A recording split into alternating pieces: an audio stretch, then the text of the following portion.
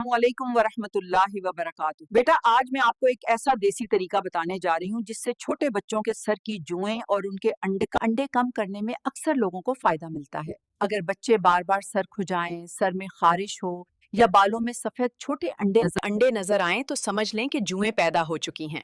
आइए अब मैं आपको दादी अम्मा का सादा और कुदरती नुस्खा बताती हूँ। इस नुस्खे के लिए हमें 5 सादा चीजें चाहिए।